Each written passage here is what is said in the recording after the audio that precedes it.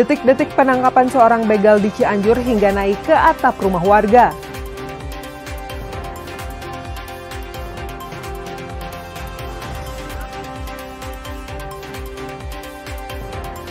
Kompas TV Jawa Barat meraih penghargaan di ajang Anugerah Penyiaran KPID Jabar 2025.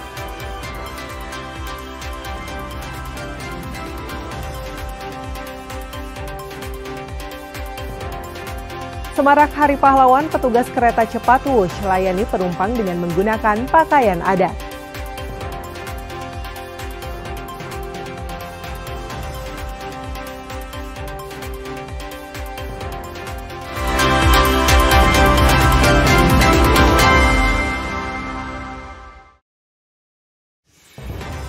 Selain ketiga informasi utama tadi, kami masih memiliki informasi menarik lainnya. Saya Mita Handayani akan menemani Anda dengan berita independen terpercaya. Kita simak Kompas Jabar selengkapnya.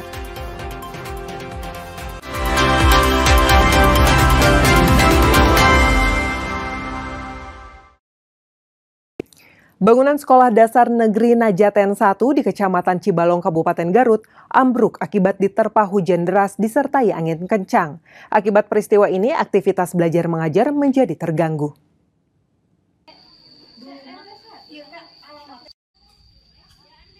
Akibat hujan deras disertai angin kencang yang melanda Desa Najaten, Kecamatan Cibalong, Garut, menyebabkan atap bangunan SDN 1 Najaten ambruk pada Senin pagi.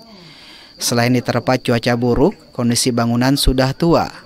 Pihak sekolah sebelumnya sudah melaporkan kondisi sekolah kepada dinas terkait, namun tak kunjung diperbaiki. Tidak ada korban jiwa dalam peristiwa ini, namun sebanyak 90 siswa kini kehilangan tempat belajar.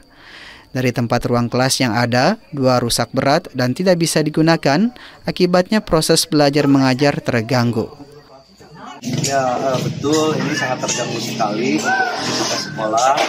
Kebetulan dari awal tahun ini yang memang sudah mengalami kerusakan itu satu ruang kelas. Kebetulan tadi malam sekitar jam 2.30 hampir 2 kelas ini mengalami kerusakan berat. Atap sekolah ini ambruk total, tidak bisa digunakan.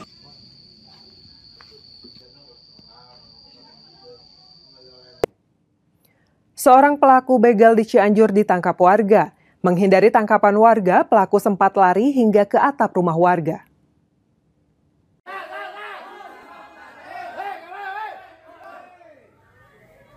Inilah video viral detik-detik penangkapan begal yang dikepung warga perumahan Permata, Kampung Rawabango, Karangtengah, Cianjur, Jawa Barat di atap rumah warga.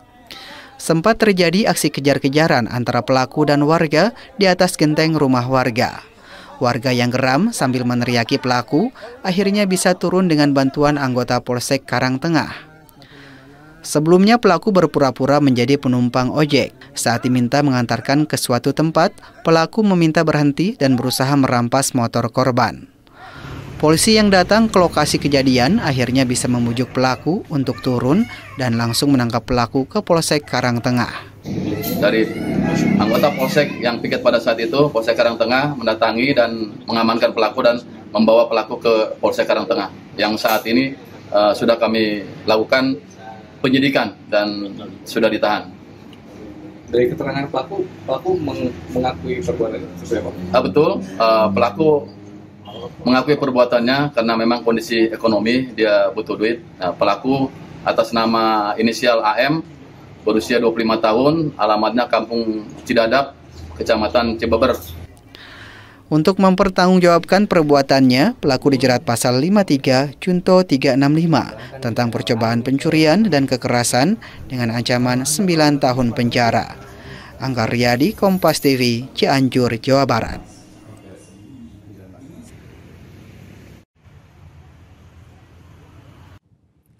Kompas TV Jawa Barat meraih penghargaan dengan kategori talk show televisi di ajang Anugerah Penyiaran KPID Jabar 2025.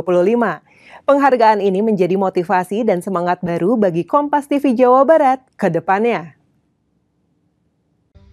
Hadirin juga pemirsa, kita akan mengumumkan. KPID Provinsi Jawa Barat menggelar Anugerah Penyiaran KPID Jawa Barat ke-18 yang diselenggarakan di Gedung Budaya Sabilulungan, Kabupaten Bandung, Senin malam. Dari sejumlah kategori, program Sapa Jabar Kompas TV dengan tema mitigasi sejak dini potensi sesar Lembang menyabet penghargaan dengan kategori talk show televisi.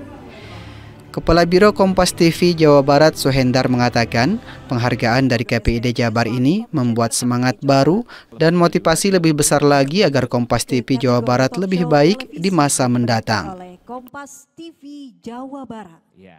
Ya, ini terima kasih ya untuk KPID Jawa Barat yang tiap tahun getol melaksanakan acara ini, anugerah penyiaran untuk televisi dan radio, dan ini tentunya akan membawa stimulan atau semangat baru untuk insan televisi dan radio.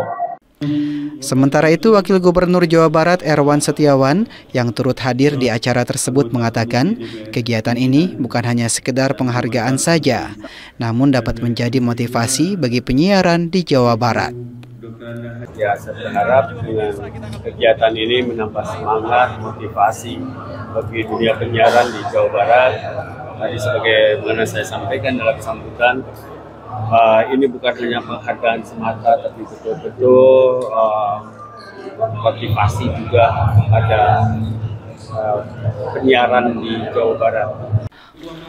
Program Sapa Jabar merupakan program talk show dalam siaran Kompas TV Biro Jawa Barat, membahas topik menarik yang terjadi di seputar wilayah Jawa Barat. Penghargaan dari KPID Jawa Barat ini merupakan kali kedua yang diraih program Sapa Jabar. Penghargaan ini menjadi motivasi bagi tim Kompas TV Jawa Barat untuk menyajikan tayangan berkualitas untuk mengisi ruang informasi masyarakat, khususnya di Jawa Barat. Reza Pratama, Kompas TV, Kabupaten Bandung, Jawa Barat. Ya, boleh berikan tepuk tangan untuk Kompas TV Jawa Barat. Penumpukan sampah terjadi di Pasar Ciroyom, Kota Bandung. Menurut pengelola pasar, penumpukan sampah akibat adanya perubahan sistem ritase ke tonase sehingga terjadi pengurangan pengangkutan sampah.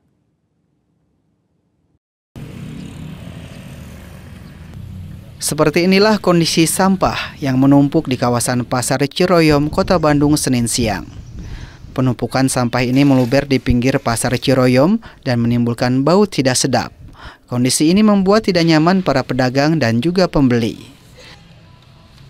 Menurut pengelola Pasar Ciroyom, Nevi, dengan adanya perubahan sistem ritase ke tonase, pengangkutan sampah ke tempat pembuangan akhir menjadi berkurang. Sebelumnya dalam sehari dilakukan 2 kali pengangkutan, namun saat ini hanya seminggu 2 kali pengangkutan. Pasar Ciroyom itu satu hari itu 12 kubik, satu truk LH kecil, satu hari. Satu hari. Ya. Itu yang diajukan. Ya. Itu biasanya diambilnya oleh mobil tuh dari DLH Kota Bandung tuh. Ya, dari DLH Kota Bandung. Kita udah kerja sama DLH, per hari itu 12 kubik diambil. Per hari? Per hari.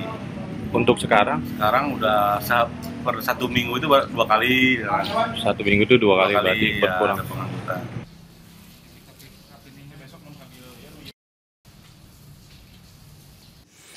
Kompas TV Jawa Barat meraih penghargaan di ajang Anugerah Penyiaran KPID Jabar 2025. Informasi selengkapnya kami hadirkan usai jeda.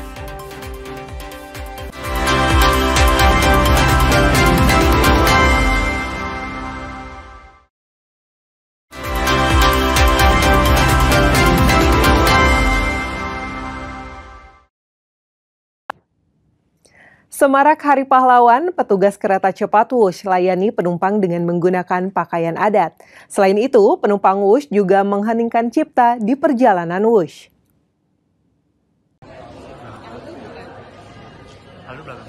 Dalam rangka memperingati Hari Pahlawan, KCIC menyemarakkan momen Hari Pahlawan dengan menghadirkan suasana nasionalisme di lingkungan stasiun dan kereta. Petugas pelayanan kereta cepat Wush menggunakan pakaian adat serta mengajak penumpang untuk mengheningkan cipta sejenak di dalam kereta. KCIC ingin mengajak penumpang Wush merasakan semangat kepahlawanan dan menguatkan rasa kebangsaan serta mengenang jasa para pahlawan. Kegiatan berupa menghadirkan 20 petugas menggunakan pakaian adat yang melakukan kegiatan menyapa penumpang, memberikan souvenir menarik dan juga voucher belanja kepada penumpang yang beruntung. Petugas juga melakukan pelayanan kepada penumpang di area loket, kemudian waiting hall, gate dan juga di dalam peron. Kemudian dalam rangka memperingati Hari Pahlawan juga, KCIC menghadirkan kegiatan mengheningkan cipta di dalam perjalanan kereta Cipatus dalam rangka mengenang jasa-jasa para pahlawan. Bisnis di bidang perikanan merupakan salah satu aktivitas yang cukup menjanjikan serta dapat membantu meningkatkan ekonomi warga di sekitar usaha. Seperti yang dilakukan kelompok budidaya ikan lele Lumbung Berkah di Desa Sukamaju, Kecamatan Nyalindung, Kabupaten Sukabumi berikut ini.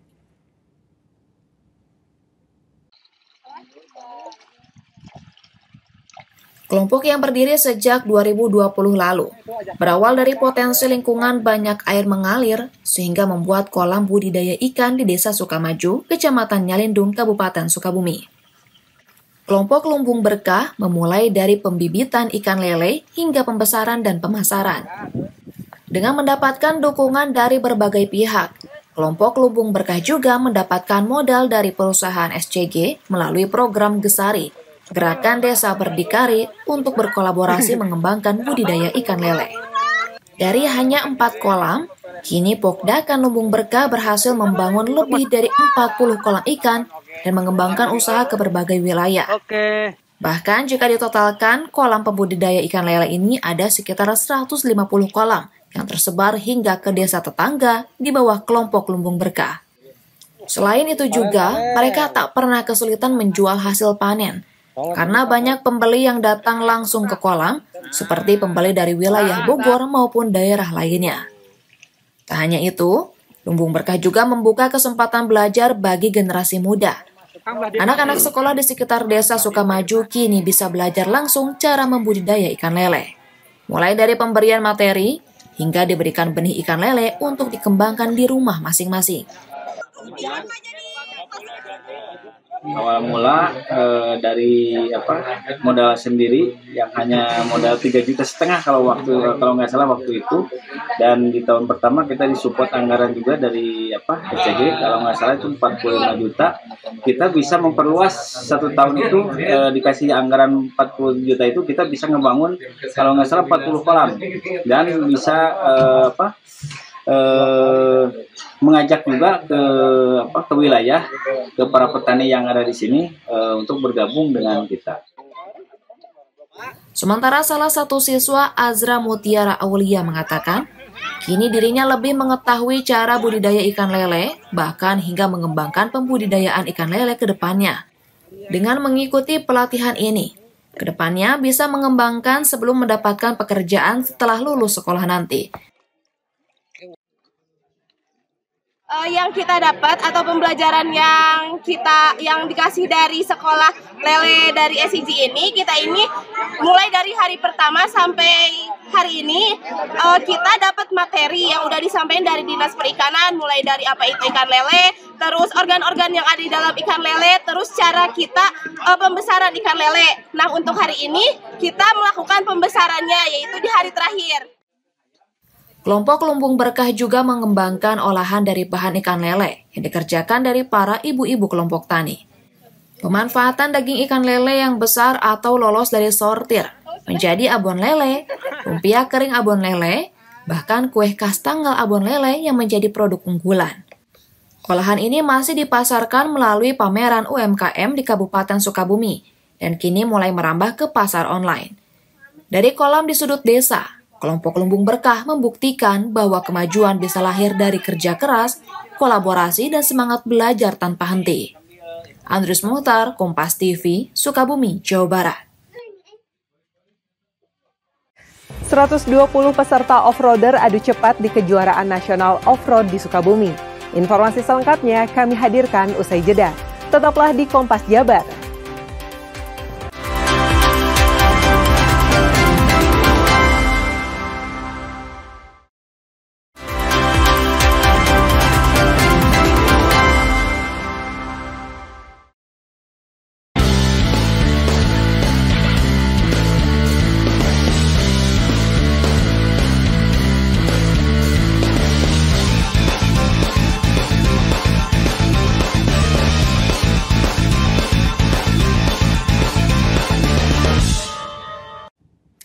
Babak kualifikasi cabang olahraga Anggar Porprov Jabar resmi digelar di Gor Anggar Sucipto. Sebanyak 16 pengurus cabang dari berbagai kota dan kabupaten di Jawa Barat berpartisipasi dengan total 350 atlet yang turun bertanding. Pertandingan Anggar babak kualifikasi akan mempertandingkan nomor foil, AP, dan sabre. Atlet-atlet terbaik Jawa Barat akan menunjukkan kemampuan mereka di lapangan hingga terjaring 250 atlet untuk bertanding pada ajang Porprov Jabar mendatang. Seluruh pengcap telah mempersiapkan diri secara optimal demi lolos hingga putaran final pada Selasa mendatang. Event penyisihan ini diikuti 16 pengcap dengan 350 atlet. Nantinya sekitar 250 atlet diperkirakan akan lolos ke tahap berikutnya.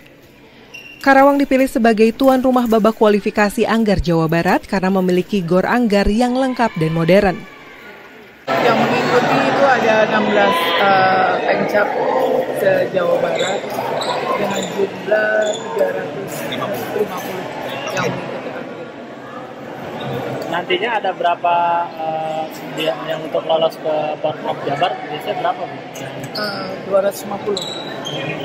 Saya rasa semua pengcap sudah mempersiapkan para atletnya karena mereka semua juga ingin menunjukkan prestasi yang baik lagi untuk Porprov mendatang. Jadi oleh karena itu setiap pengcap saya lihat mereka sudah siap untuk bisa bertanding hari ini. Pada Porprov mendatang, Karawang menargetkan 5 medali emas untuk merebut kembali gelar juara umum setelah tahun lalu gagal menjadi juara umum. Target juara umum Porprov Jabar menurut Ketua IKASI Karawang bukan target mengada-ada. Pasalnya, banyak atlet Karawang merupakan atlet nasional yang sudah tampil di Kejurnas, Indonesia Open hingga level internasional di Thailand.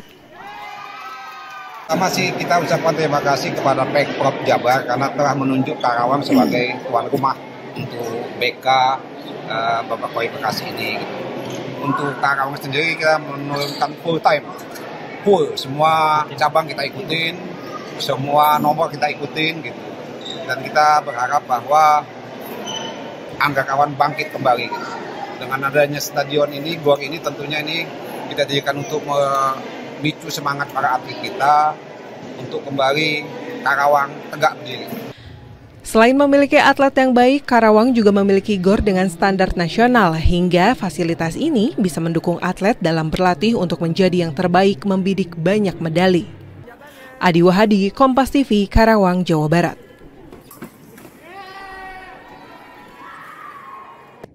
Kejuaraan nasional off-road di Sukabumi, Jawa Barat digelar di sirkuit Hidzi Cikembang, Sukabumi, Jawa Barat. Diikuti 120 peserta off-roader. Kejuaraan nasional ini dibagi 2 kategori, yakni Speed Off-Road dan Sprint Rally dengan peserta dari berbagai daerah di Indonesia.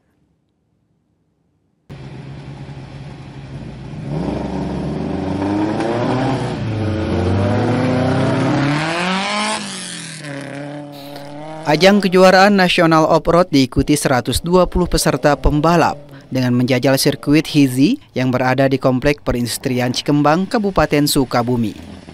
Kejurnas ini dibagi 2 kategori, yakni Speed Off-Road dan Sprint Rally. Trek tanah basah menjadi tantangan tersendiri bagi para off-roader dalam beradu kecepatan di lintasan. Dengan berbagai kelas yang dilombakan, para pembalap terlihat memacu kendaraan untuk mendapatkan poin dan catatan paling cepat untuk bisa melalui ke babak berikutnya hingga ke babak final race. Kejuaraan off-road ini mampu menggairahkan kembali para pembalap yang beradu kecepatan di lintasan dengan trek tanah dan rintangan. Terlihat dengan antusias para peserta mengikuti Kejurnas Sprint Rally seri ke-6 dan Speed Off-Road seri ke-3.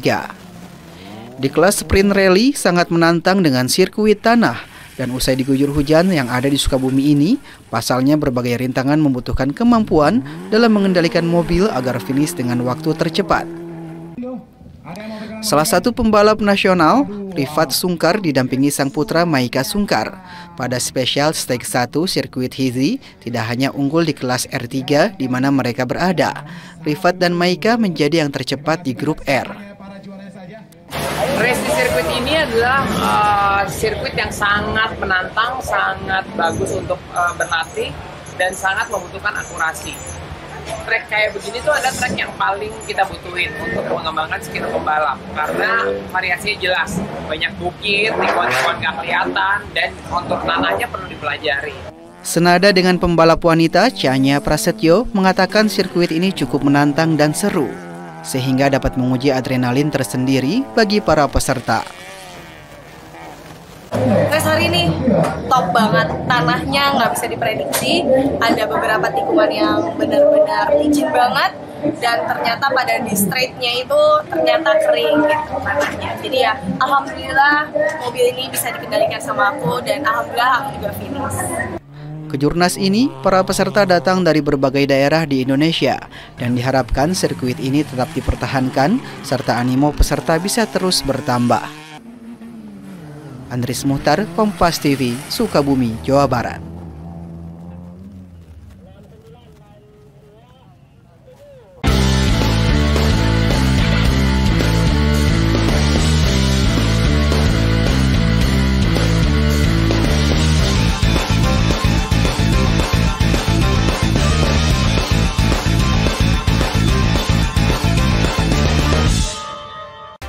Saudara, dengan berakhirnya informasi tadi sekaligus mengakhiri Kompas Jabar episode hari ini.